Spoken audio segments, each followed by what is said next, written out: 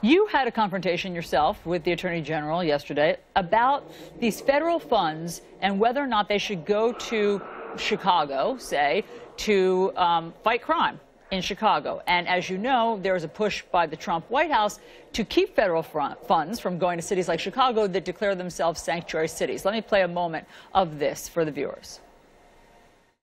You want to cut off federal funds to that city and come here and criticize the murder rate. I have increased the number of ATF agents to prosecute gun crimes in Chicago by 12, which is quite a large number, more than any other city, 12. I believe. Yes, I do not want to not have grants go to Chicago, but we need their support.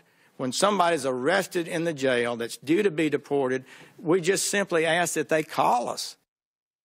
So what about his argument there, Senator? He's saying that when someone is already in jail, an undocumented immigrant, why wouldn't local law enforcement be able to call ICE or the feds to be able to deport the person who's in jail? There's nothing stopping the immigration authorities from coming forward and working with law enforcement authorities in Chicago with the proper legal approach.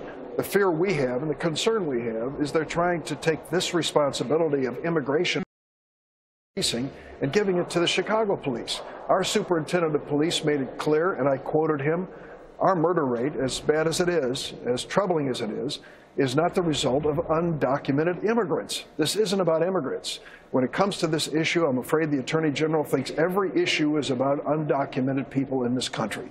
This is not. This is an issue where he is cutting off federal funds that we need in Chicago to fight the murders and gun violence that are taking place in our streets.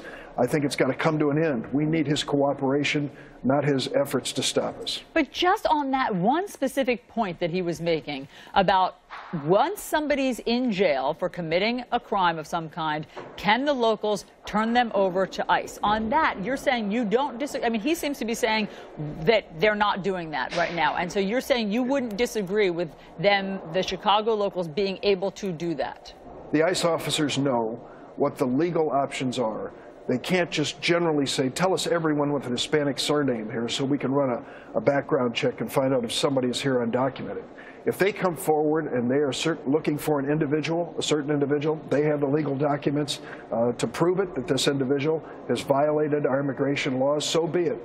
We will comply with it. But this notion that we're going to turn the Chicago Police Department into a branch of our immigration service, it's not going to happen. And the police leaders in our community say it will have a reverse effect.